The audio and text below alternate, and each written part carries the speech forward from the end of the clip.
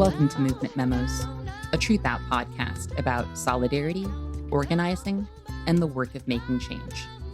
I'm your host, writer and organizer, Kelly Hayes. Today, we are talking about identity politics, social media, and navigating difference within our movements.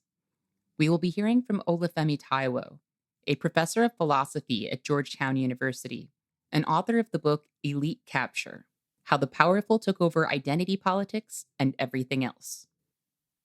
If you have anything to do with leftist politics, you have probably heard various critiques of identity politics. But in his book, Olúfẹ makes a powerful case that it isn't identity politics that have caused fractures and immobilization in our movements, but rather a phenomenon known as elite capture. We are going to get into what that means in a moment, but first, I wanted to talk a bit about the CIA's recent unveiling of a statue of Harriet Tubman outside their headquarters in suburban Virginia, because there are some connections to be made here. In statements to the press, the CIA emphasized the covert nature of Tubman's work on the Underground Railroad and highlighted her efforts behind enemy lines in support of the Union Army during the Civil War. The agency also took the opportunity to emphasize to the press that the CIA has made gains in diversity, with a 3% increase in minority hiring over the last 2 years. Of course, when most of us demand equality, we are not talking about a more colorful assortment of trained assassins doling out imperial violence abroad. However, not everyone welcomed critiques of the disconnect between what Harriet Tubman's life and work were about and the death-making, anti-democratic, imperial violence of the CIA.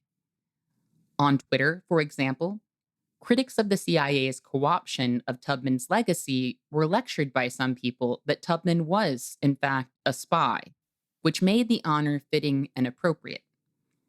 I saw some people note that Tubman's great-great-great-grandniece was in attendance and smiling. CIA Director William Burns told NBC News, "For all of us, this statue will not only remind us of Tubman's story, it will inspire us to live by her values." Now, if you are listening to this show, I assume you are not someone who can be duped into believing that the CIA shares the values of Harriet Tubman. In fact, I have zero doubt that if Tubman were alive today, she would be working in opposition to the harms of law enforcement in some capacity or another.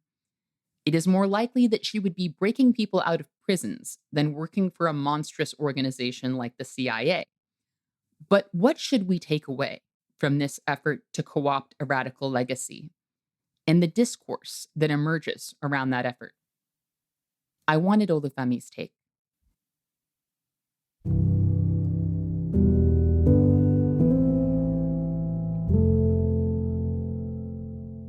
Oh, man. What to say about the CIA having Harriet Tubman as a statue in front of their headquarters? In a lot of ways, I feel like I couldn't possibly have anything to say about that situation doesn't say about itself. But I guess I could try. There's a lot of stuff coming out recently from the CIA ads about having, more intersectional spies, I guess, to, local governments embracing the kind of aesthetic of radical politics, to the decades and decades of the sort of mangling of the political legacy of people like Martin Luther King Jr., all of that really bugs me, as I'm sure it bugs anybody who genuinely cares about these issues, unlike the CIA.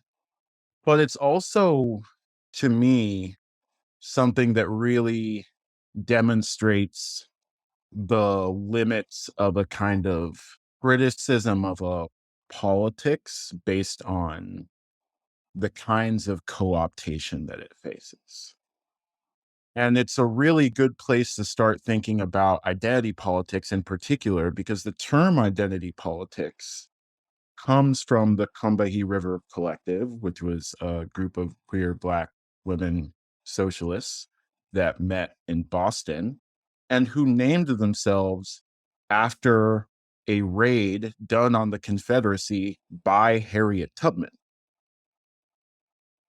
And I'm sure if we could get into a time traveling device and go back to the 19th century when Harriet Tubman is fucking up the Confederacy with the help of her comrades, Black soldiers, and freeing people from slavery, I'm sure she would be annoyed that the forces of global white supremacy and regime change and et cetera, are claiming what she did 100 and some odd years later. I don't think she would have done a single thing differently. And I don't think that any of us now in 2022 should be doing anything differently just because people on the right or the center left are going to cheapen or lie about the things that we do. We have to have our own perspective on what objectives are worth it, what political frameworks are worth it. And we just have to realize that perfectly delineating good politics from bad politics isn't a power that good politics has, either at the level of actions or at the level of ideas. Like people will just be able to lie and cheapen things and distort and co-opt and distract. And that is just what we're in for as people involved in politics. One thing I've been really trying to hold on to is the analysis of this as a kind of sign of ideological weakness by the people that we oppose, as opposed to just a problem. Obviously, it is a problem that, people might get confused and think that what Harriet Tubman stands for has anything to do with what the CIA stands for. I find that as repulsive as anyone does on the left. But it wasn't too long ago that the powers that be were draping themselves in the imagery of supervillains, right? It wasn't too long ago that in polite company, you could say, I'm for apartheid, I'm for segregation, so on and so forth. We think of that as ancient history. It's not. There are people older than the end of that era.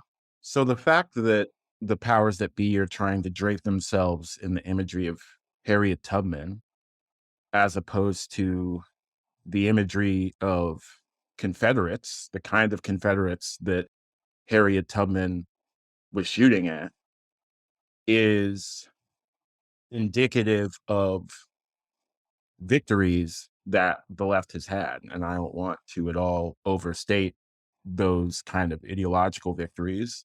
And of course, if the far right on the march across the globe in the US and in Italy and in Brazil and in Hungary has their way, we might very soon be back to the era where the powers that be openly say we're for apartheid in the way that they're starting to say now we're for transphobia, we're for fighting against critical race theory.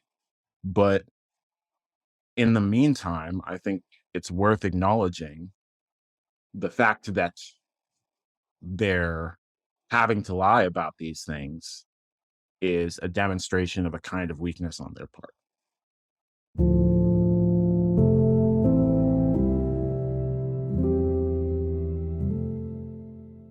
Some people point at situations like the CIA attempting to co opt Tubman's legacy and say, this is the problem with identity politics.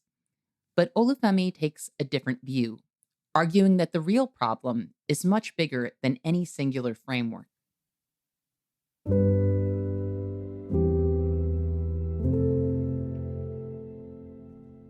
So I don't think that the problem with what we're seeing, the co-optation of Harriet Tubman or the co-optation of words like decolonize or all of these kind of anti-coalitional ways of thinking about identity that are proliferating on social media. I don't think that those things are really about any kind of particular special problem with identity politics. I think they show us a really general problem that's happening across a whole bunch of areas of politics, all of them, I would say, which is elite capture. And elite capture is just a practical kind of inequality. We're used to thinking about inequality in terms of counting resources, right? Wealth inequality is when the wealthiest people have lots more wealth than the poorest people. How much wealth inequality is there? Well, how much wealth do they have? A society where the 1% have 10% of the wealth and land in a society is less unequal than a society where the top 1% have half of the wealth and land in the society. So even though we know that almost all, or maybe even all societies are unequal to some degree or other, we can still make sense of the idea that some societies are more unequal than others, and the level of inequality might tell us something about what's happening politically. We can apply that same insight to the inequality over processes, over actions itself. Social scientists who study elite capture often talk about it in terms of projects, like the provision of aid. So aid gets distributed over time, and you can count who gets what percentage of that aid. And what they find is a lot of times the people who are most advantaged in a city or village or province that is getting aid find themselves in possession of most of the aid money. Or we could think of something that isn't measured in dollars at all, like control over the political agenda. As Barbara Smith, one of the Combahee River Collective founders, once talked about publicly, you could argue that the level of organizational investment and prioritization given to marriage equality amongst the big set of issues that queer folks face in the United States has to do with the fact that comparatively advantaged queer folks, for example, cis white gay men, had more to gain or more interest from preferencing that issue over other thornier issues that would have called more of society into question.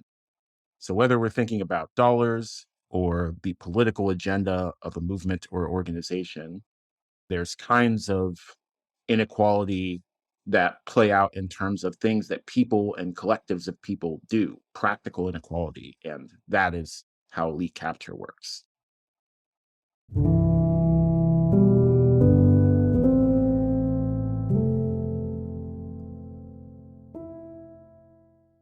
In his book, Olúfemi argues that elite capture occurs throughout society. He writes, when we look at uneven distributions of power at every scale, in every context, the patterns of elite capture eventually show up.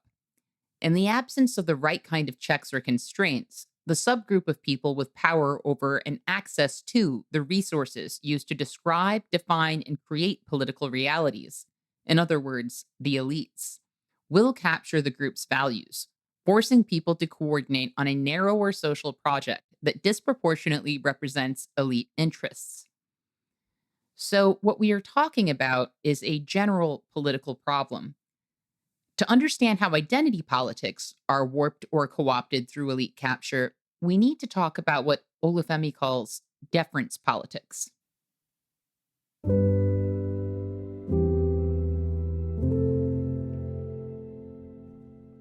Deference politics is a way that we might try to respond to the kinds of insights that make identity politics appealing in the first place.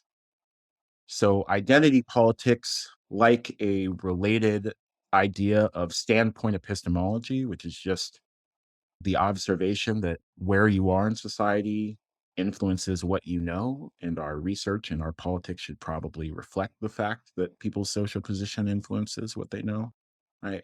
Whether we're talking about standpoint epistemology or whether we're talking about identity politics, we're talking about ways of looking at the world politically that get off the ground, starting with the observation that it matters how people are situated, who they are in the identity sense, how social systems treat them. And if we started off by thinking that was important, we would have the further question of what is it that we should do about these important facts? And deference politics is one way of answering that question. So, on deference politics, you think, well, what I should do about the fact that it matters what people's identities are and how they're situated in terms of what we should do politically. What I should do, knowing these insights about the world, is I should defer. I should find somebody from the right kind of marginalized group when we're dealing with a political issue that has to do with a marginalized group.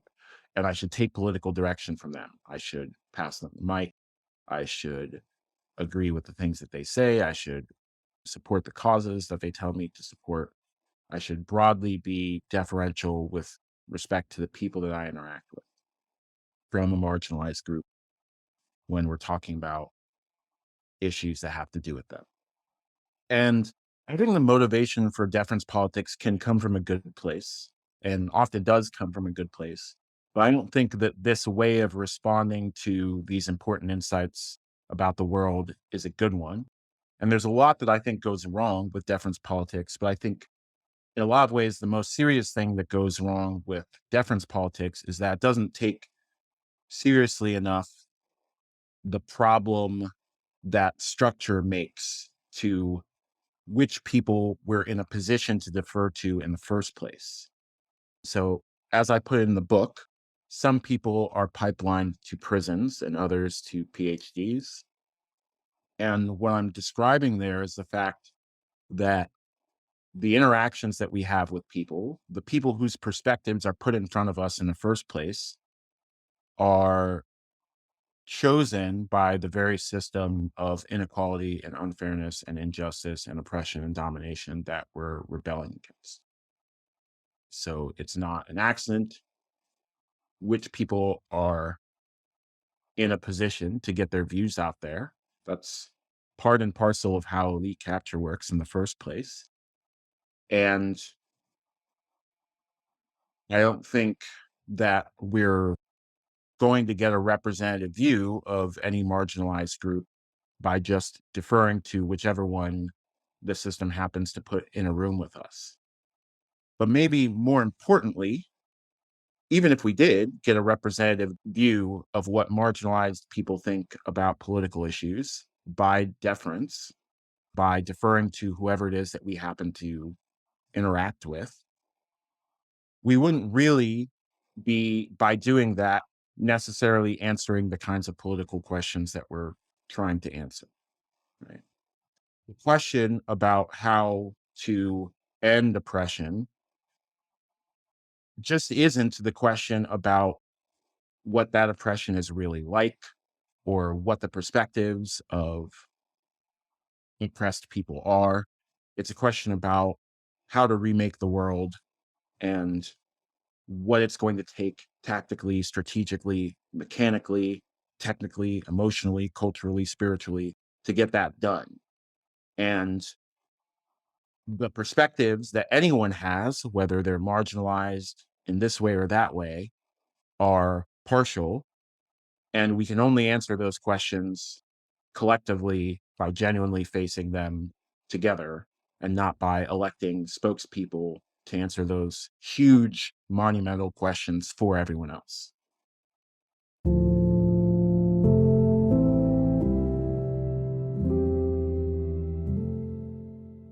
So let's talk about the idea of being elite, because I know that's going to be hard for some people to grapple with.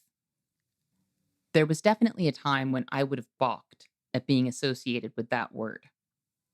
Years ago, as someone who struggled financially, who knew what it was like to be hungry and unhoused, and for whom it felt like a miracle to have survived my life and to have made it into any space I entered, I would have laughed at the suggestion that I represented any kind of elite.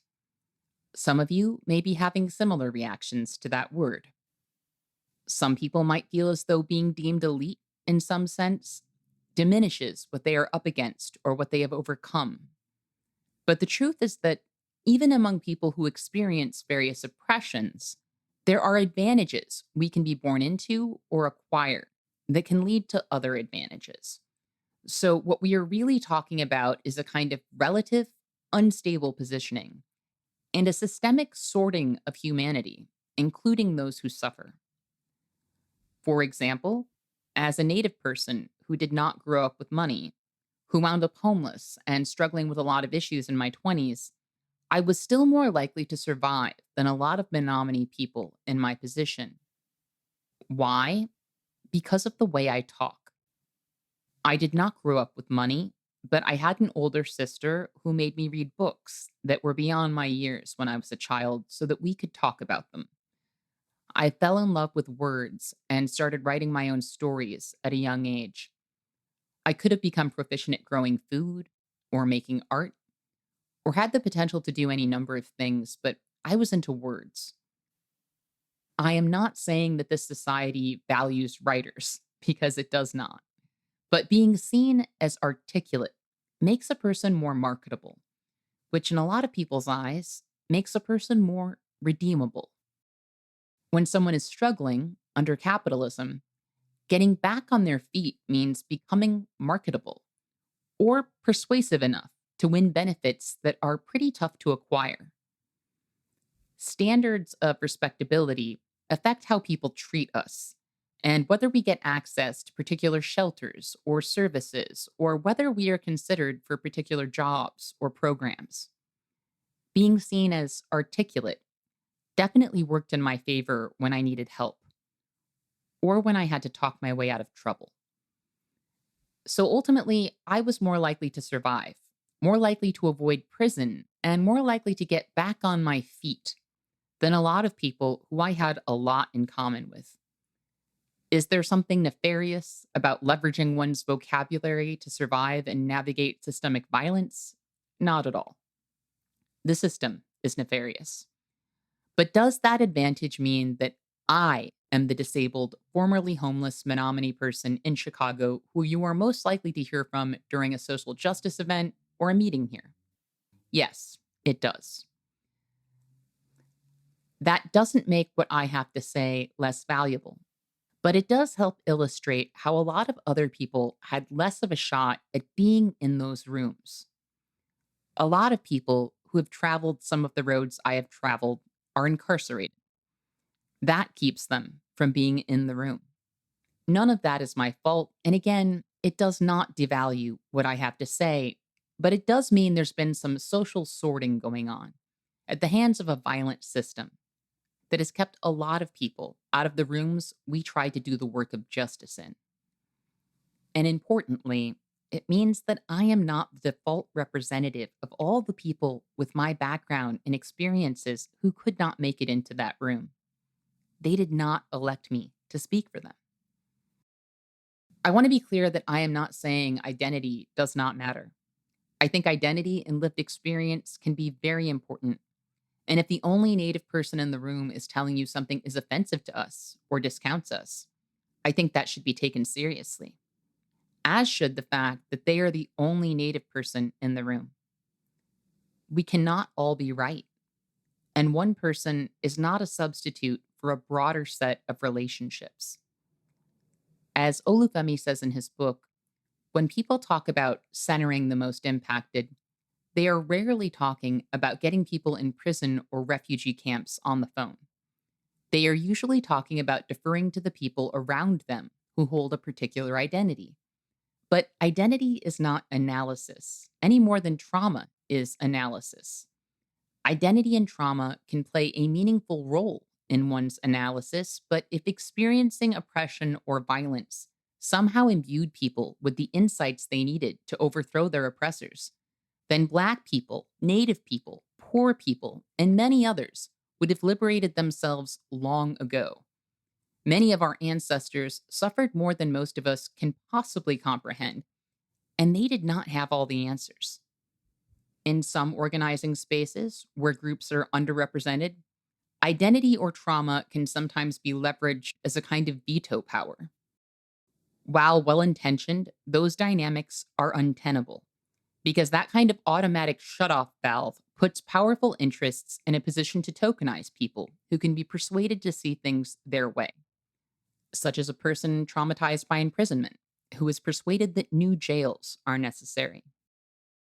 Now, I want to be clear that I do not think these dynamics I am describing are the product of marginalized people having done something wrong or being greedy for power.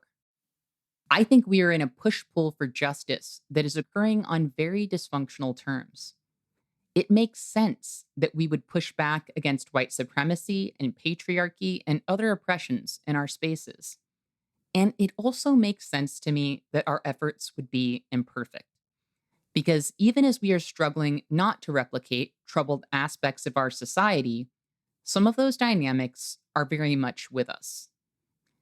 Elite capture exists among marginalized people, and it also exists among people who won't stop screaming about identity politics. And the dynamics that those people are demanding are rarely good either. I think we have to be willing to say that even though we are not willing to go backward or to yield to shitty agendas or frameworks, we need to find better ways forward. We also need to talk about how we got here and what fuels these dysfunctional dynamics in our movements. The gamification and oversimplification of communication via social media has definitely had an impact. And as we have discussed on the show, that impact has been amplified over the course of the pandemic. As Olúfẹ explains, getting us to view complex situations as games serves the interests of the powerful.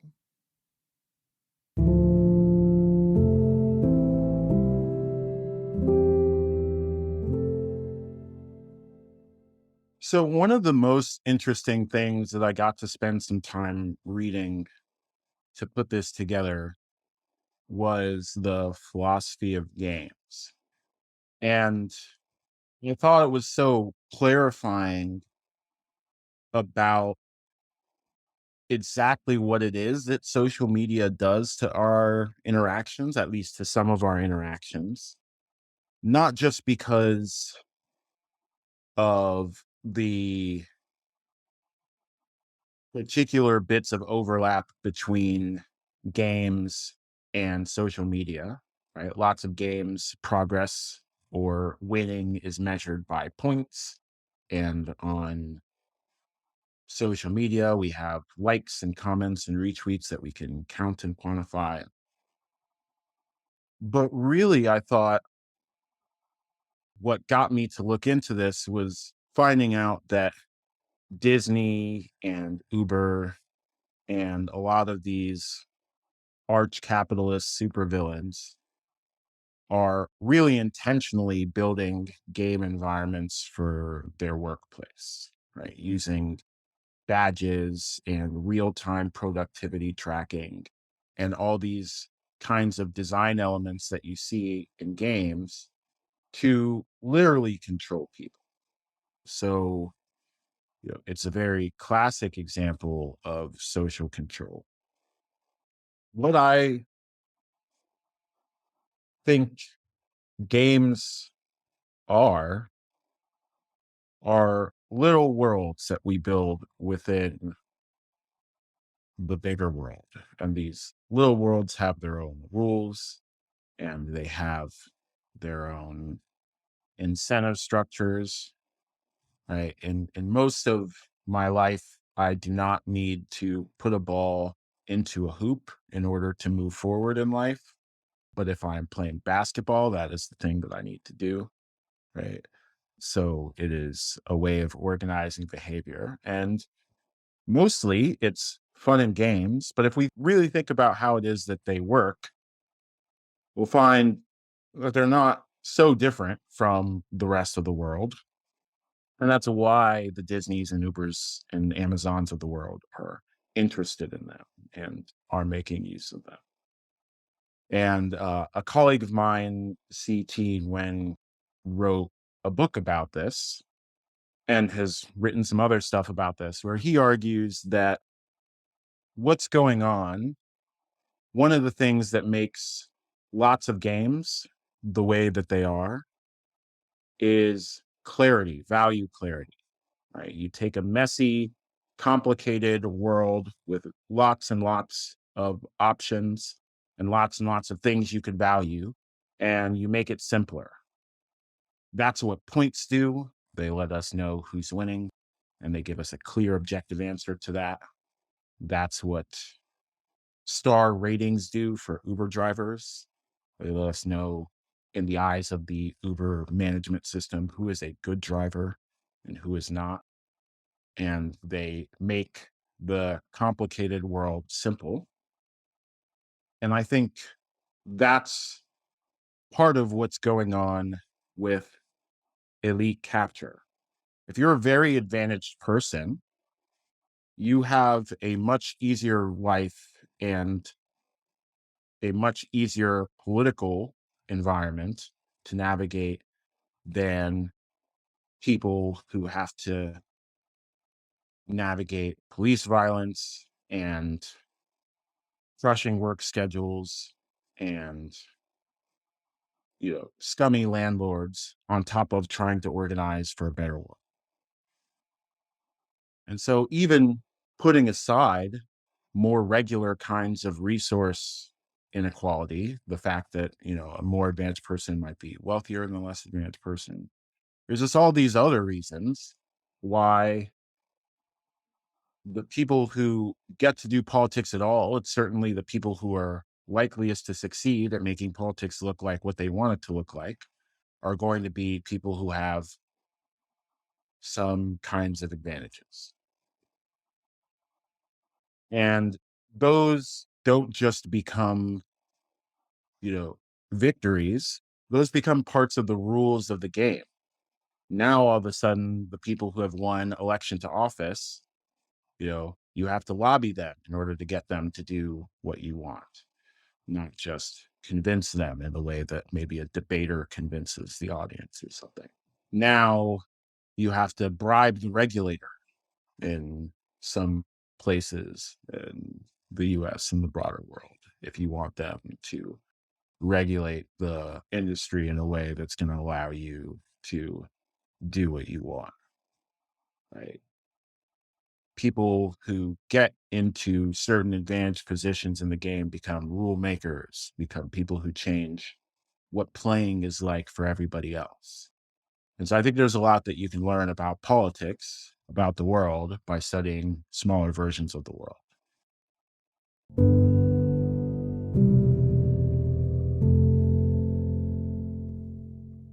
When I was talking with Olúfẹ about gamification and how social media has altered our sense of the stakes in social interactions, I brought up my experiences on the chess team in high school.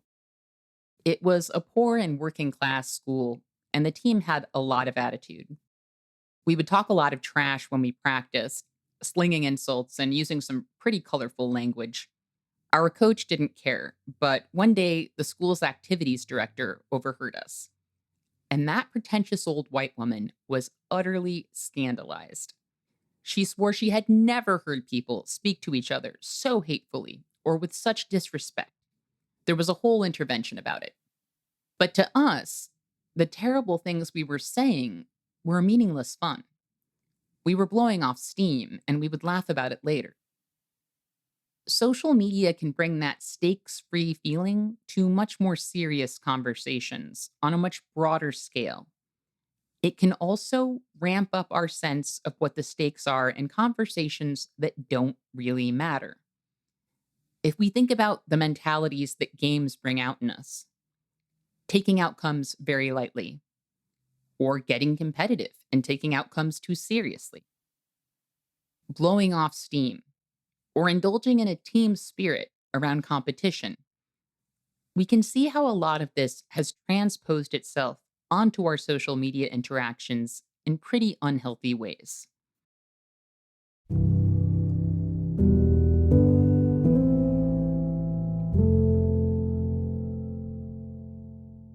I definitely think there's a whole host of ways that social media distorts the stakes of interaction, and all of them are a problem.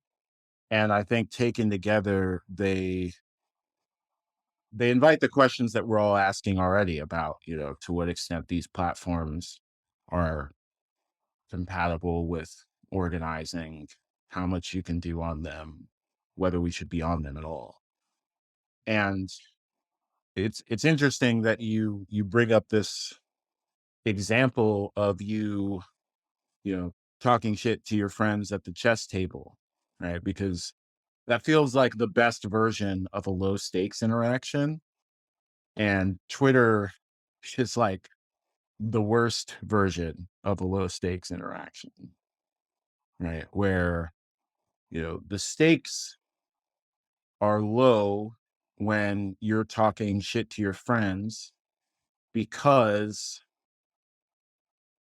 the broader environment in which you're doing that and the broader relationships that you're doing that in assume that you care about each other, even though you're making fun of them right now. And, you'll go on to look out for each other, and you expect to keep having positive interactions even after this one that looks negative. And none of that's true in the Twitter case, right?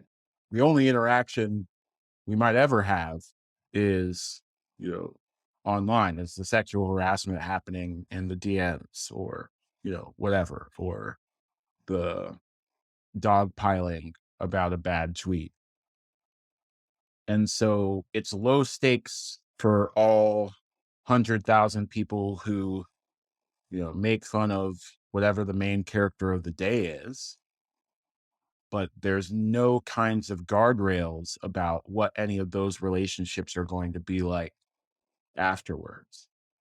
And that might not be a big deal for anyone just logging on to have fun and share memes and, you know, maybe talk about celebrities or the news or whatever. But if you're an organizer, or if you're even in the network of people who are doing organizing work, those social relationships are the difference between defeat and victory. And so it's really tough, for the reasons everyone, I think, knows and has been talking about for years, to reconcile what it is that we're trying to do, and those of us who are organizing, with how it is that these platforms are constructed and what they reward.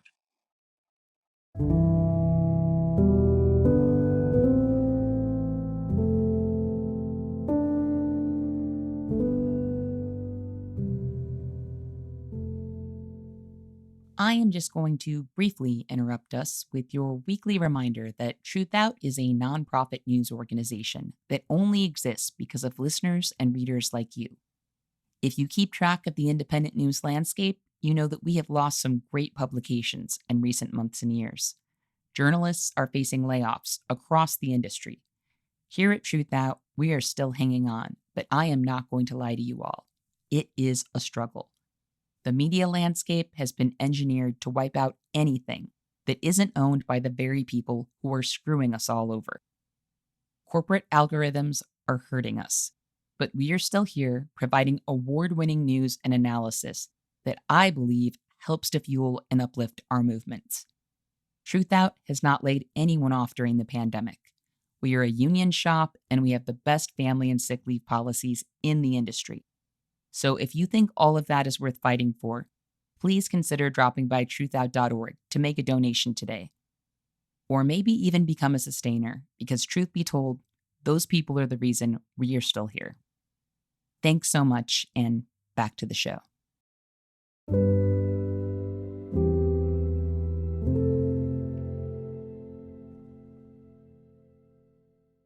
Like a lot of people, I am critical of social media while also using it all the time. As a journalist and an organizer, it's played an important role in amplifying my work. But I also see its dark side on a daily basis, and I wholly support people who log off entirely. I see the benefits, but I don't think all organizers and constructive thinkers should go that route. Because, for one thing, organizers have to go where people are, and a lot of people are on social media. These platforms are where a lot of folks are getting and honing their politics these days. For the right, these spaces function as what Tal Levin calls a fully automated radicalization machine, and that machine is running 24/7. So I don't think we can concede all of that space or terrain, but we do have to be mindful of how we operate in those spaces. This is true of any space we enter, because a lot of the places we organize will be hostile and set against our success in a variety of ways. On social media, those of us trying to have meaningful conversations or achieve just ends are up against algorithms that have an entirely different goal: holding people's attention for as long as possible. In order to do that, as Facebook researchers told the company's executives in 2018, our algorithms exploit the human brain's attraction to divisiveness. The most divisive, oversimplified content rises to the top, and the algorithm presents people with increasingly divisive content over time in an effort to hold their interest. In fact, it appears there is no ugly impulse that algorithms will not exploit in order to hold a viewer's attention a bit longer. For example, as Max Fisher documented in his book, The Chaos Machine, the inside story of how social media rewired our minds and our world, YouTube's algorithms have previously clustered home videos of children in bathing suits, or who were briefly or partially unclothed, alongside highly sexual adult content in its autoplay reels. Researchers called the pattern unmistakable, with the algorithm driving people from videos of sexualized adult women in which youth was fetishized toward videos of actual children. Recognizing that social media platforms are run by algorithms that prey on people's worst or pettiest impulses, in order to take up as much of our time and emotional energy as possible, we have to be on our guard. We have seen what social media has done to conservatives, serving as a pressure cooker for fascism. For the left, I think social media has definitely exacerbated in group, out group thinking, or what you might call team think. The validation of people who agree with us or who claim to share our experiences and the game like environment of social media can feed into notions that it's us and our in group against the world. As Fisher points out, our sense of self derives largely from our membership in groups. When we associate ourselves with one side or one team in some kind of ongoing struggle or debate, we can get sucked into acrimonious debates that pit us against people who might otherwise be our friends or allies. Relationships and potential relationships are destroyed over passing controversies or even matters that are not worth our time. I have personally engaged in many unworthy conflicts on social media, and I have been working to unlearn some of those habits because I have begun to understand where they lead.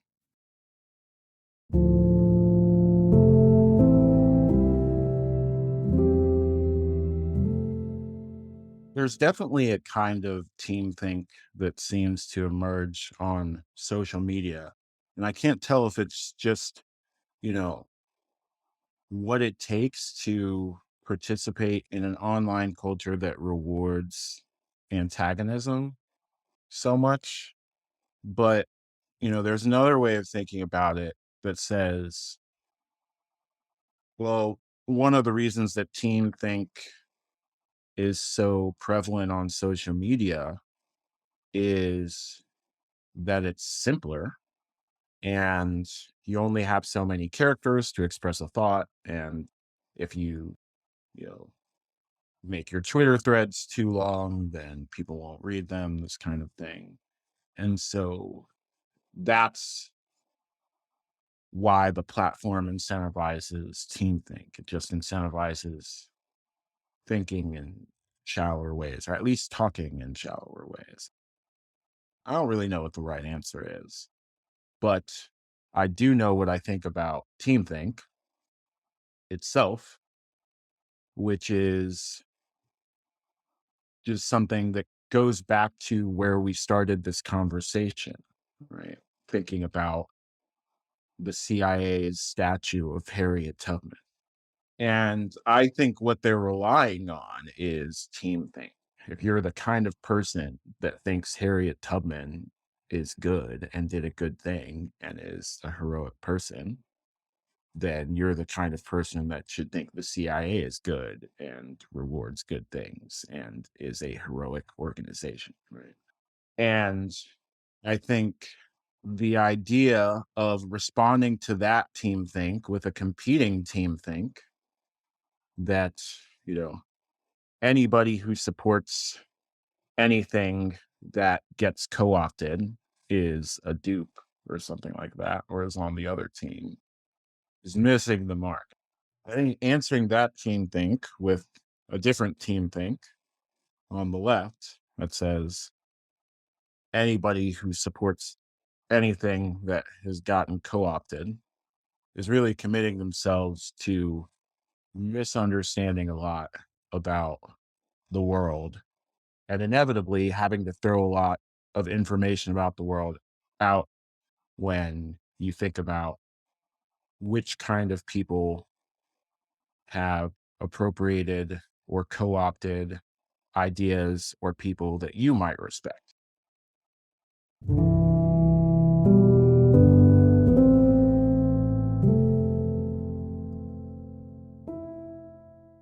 And on that note, I want to name that I fully recognize that arguments against deference politics will surely be co opted by some people who just want to be able to dominate meetings or make misogynistic jokes like they used to.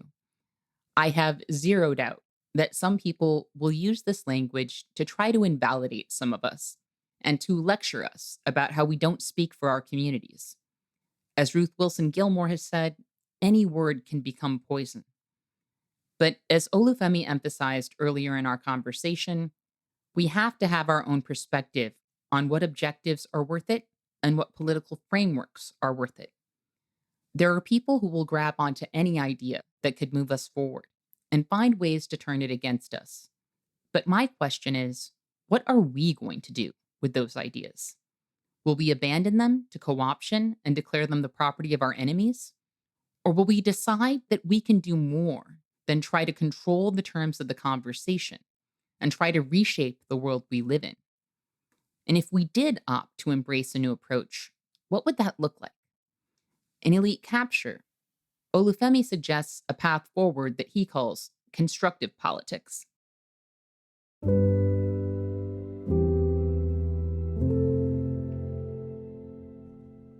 Constructive politics is the approach to thinking about politics that I suggest in place of deference politics. So rather than thinking about who we should take political direction from, we should be thinking about what it is that we can build politically in a literal way. So we might be building housing, or we might be building libraries or archives or databases, or we might be building organizations.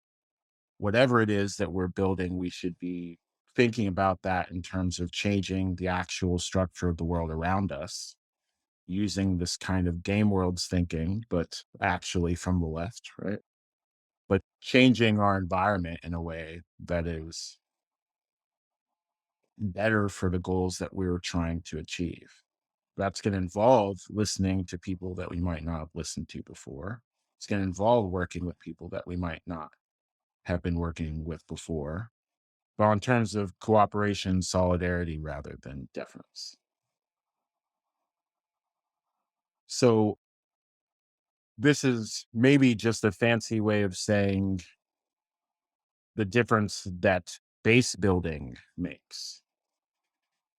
And when we create the kinds of organizations that we know and rightfully respect on the left, workers' unions or debtors' unions or tenants' unions, newspapers, of movement journalism, when we contest for political office, whether it's Congress or the school board or the library board, whenever it is that we try to make things happen in this way, we're doing constructive politics.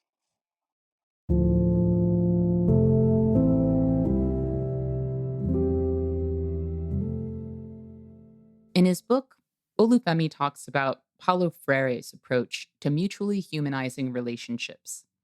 The goal of such efforts is to transform social relations.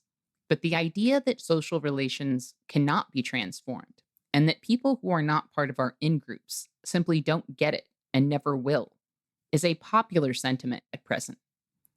This kind of thinking leaves us isolated and inadequately defended in an increasingly dangerous world.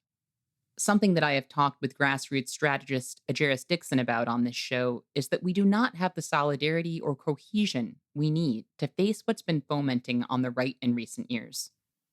As their violence boils over, the left, which is not a cohesive force, has continued to splinter and sub-silo itself. While some people are doing incredible work, building power, solidarity, and mutual understanding in their communities, we do not have enough of that energy in our movements. I believe that has to change as a matter of survival.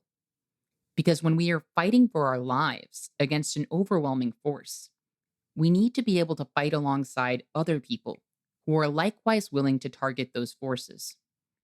Rather than building out the skills we need to do that, many people have conditioned themselves to do the reverse, to wholly divorce themselves from people whose politics or ideas do not align with their own.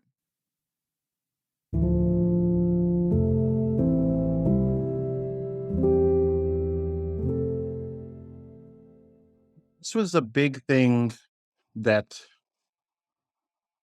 I wanted to try to get across with the book: the importance of fighting with the people on your side, and, you know, a way of thinking about the kinds of calculations that we make around the usual suspects, sectarianism, you know, those kinds of factionalism that we often see on the left.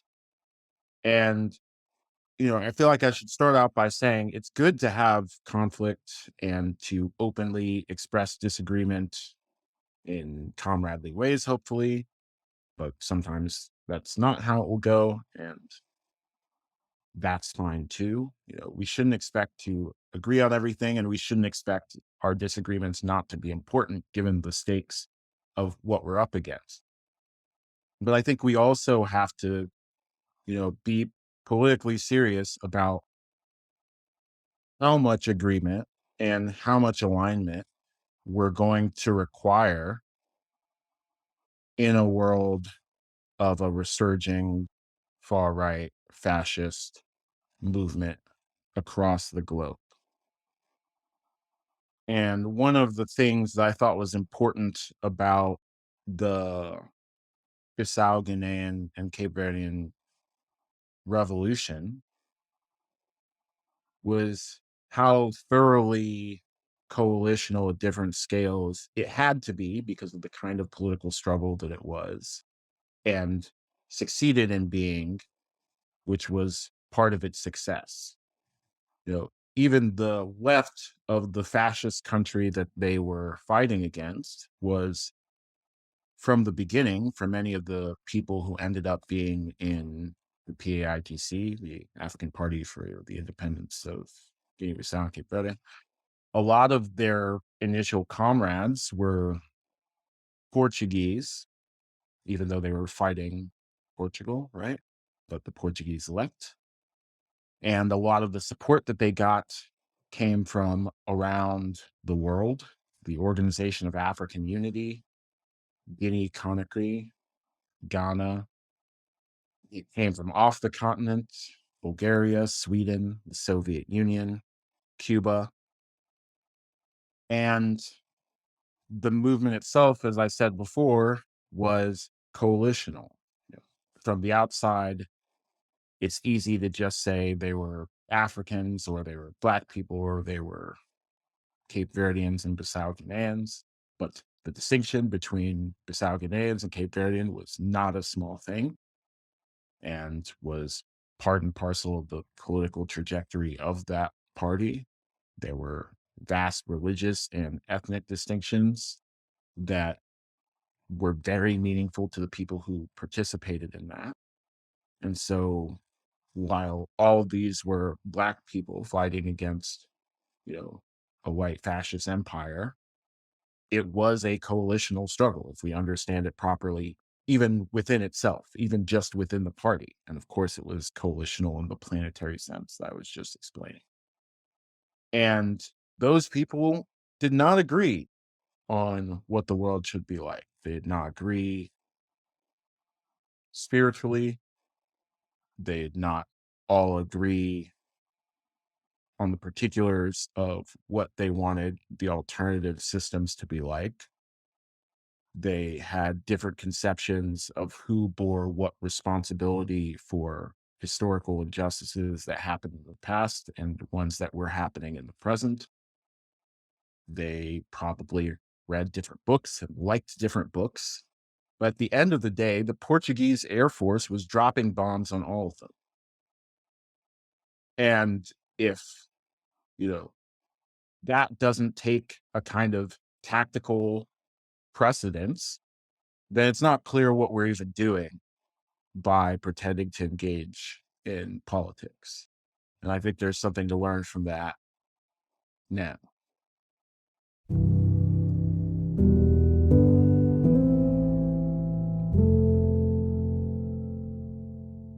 The kind of work that Olúfemi is talking about is not theoretical. People are organizing constructively every day in many places. So, this is not a question of whether or not something can be done. In his book, Olúfemi offers the fight for clean water in Flint, Michigan as an example of constructive politics. The organizers of the statewide prison strike that's currently playing out in Alabama are another example of this kind of coalitional work. In discussing constructive politics, I was also reminded of the fight to save the UC townhomes. In our last episode, we heard from Sterling Johnson, who talked about how residents resisting eviction had learned about one another as they built solidarity and the kind of mutual understanding that comes from shared struggle. He explained how talking about the different religions and identities of residents in the community, including things like what transgender and non binary mean, made the group stronger and brought people closer. Such conversations could be tense at times, but with a real sense of shared purpose, Sterling reminded us that our conversations around identity don't have to be adversarial.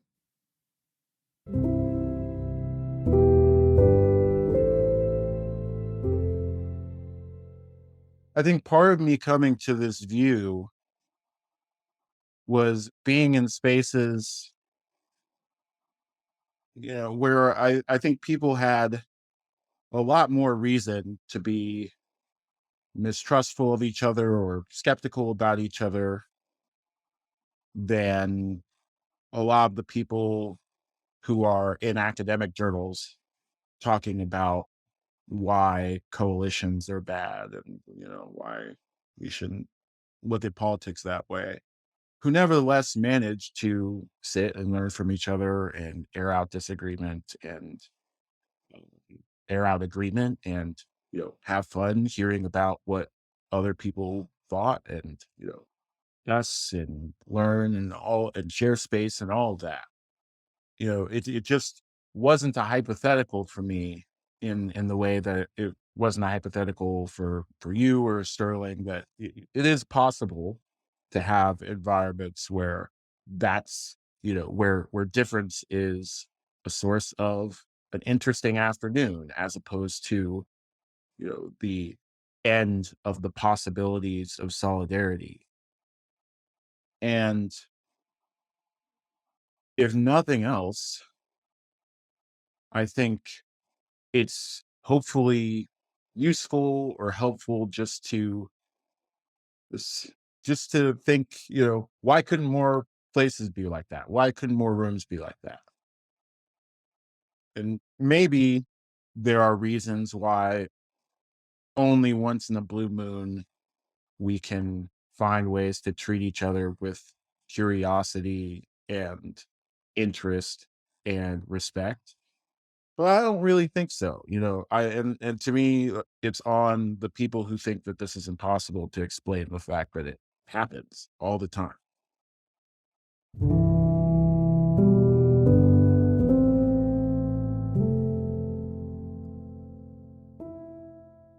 One of my worries about in group, out group thinking is that I sometimes hear oppressed communities, including communities I'm a part of, echoing the idea that they only need each other. And to me, in these times, accepting that kind of isolation is defeat. I believe there is a lot of power in the communities I belong to, but I don't believe that any of those communities are going to make it on their own.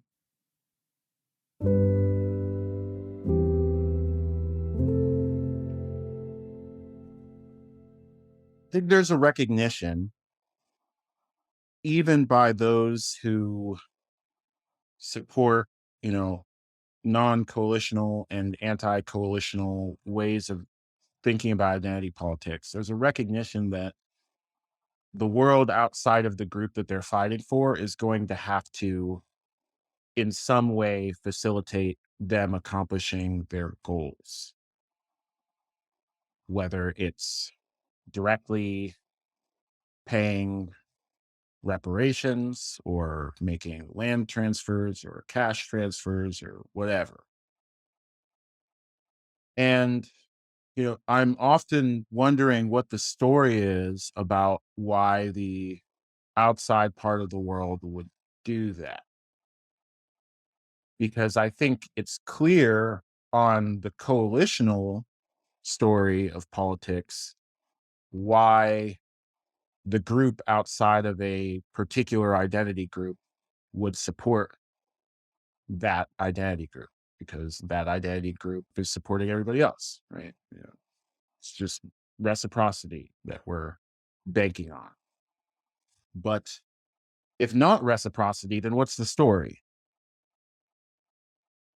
And I don't know what it would be, and I'm not terribly interested in speculating on what it would be, because I just don't think, like I said at the socialism conference, I don't think that a group of people that is neither prepared nor willing to fight for their own children is going to successfully fight for yours. That's just not a version of politics that I find plausible. I don't know. Yeah, I don't know what the story is there.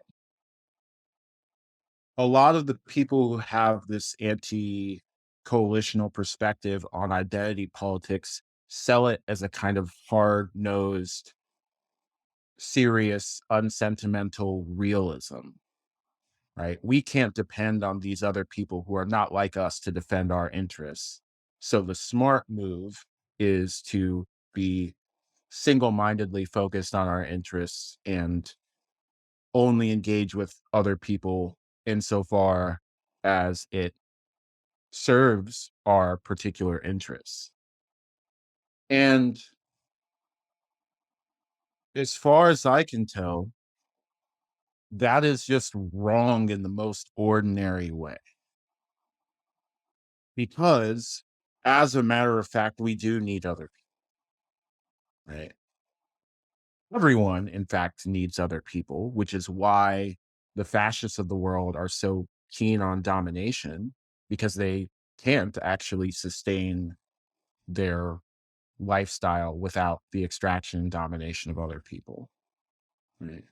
But it is doubly so for marginalized people who can't even claim the resources of yesterday's domination to support their own bids for independence and freedom and luxury.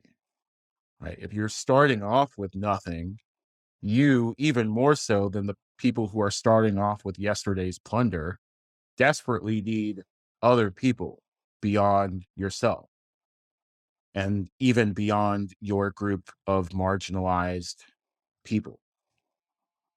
And so there's just nothing to me that is realistic about this kind of aesthetic of serious realist politics that attaches to, the anti-coalitional versions of identity politics. Like either we're going to stand together or we're going to fall apart.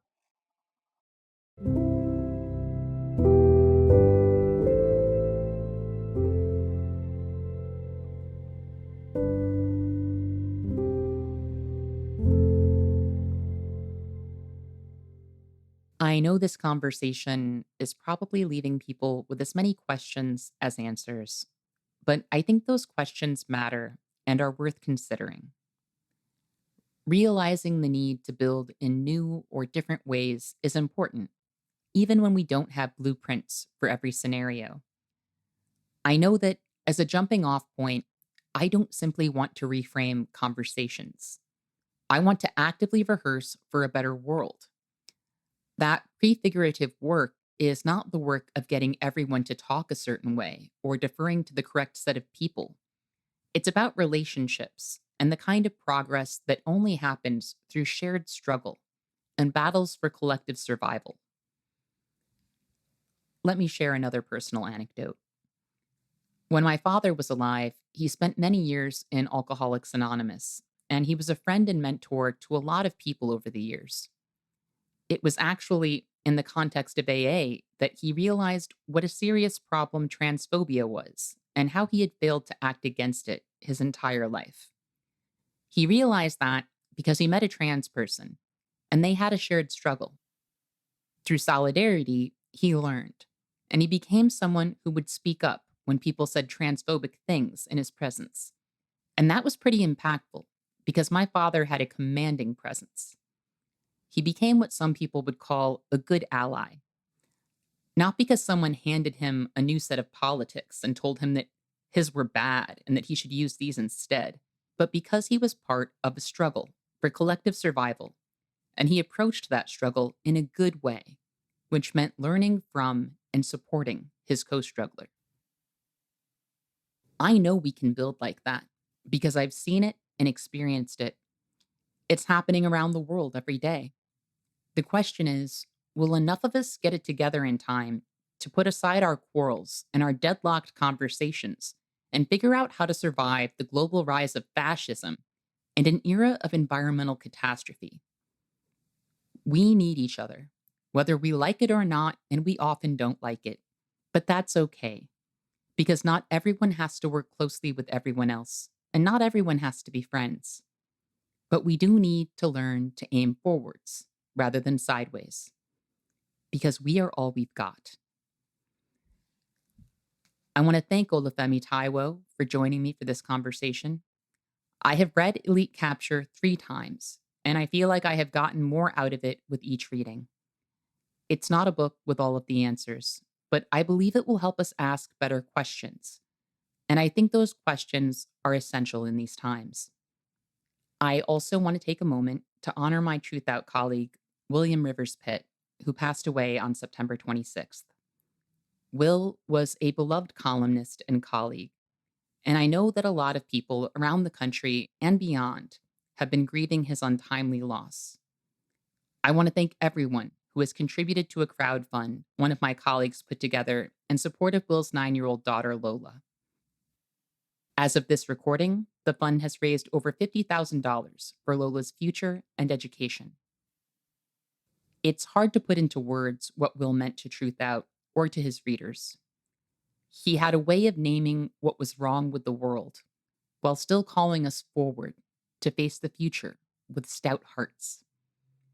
As Will once wrote, all I have, all you have, all we have is the power to do good and right within our own reach. Those are words I don't plan to forget, and I am grateful for them. So, William Rivers Pitt, this episode's for you. Thanks for everything, and we'll do our best to take it from here. I also want to thank our listeners for joining us today. And remember, our best defense against cynicism is to do good and to remember that the good we do matters. Until next time, I'll see you in the streets.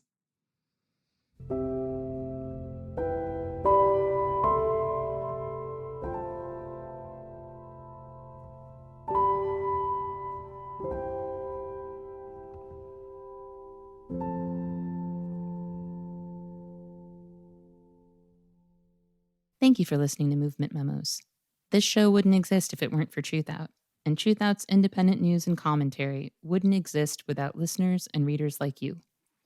We have no paywalls, no corporate sponsors, and no ads, except for fundraising appeals like this one. So if you can and would like to support our work, please consider dropping by truthout.org to make a donation today.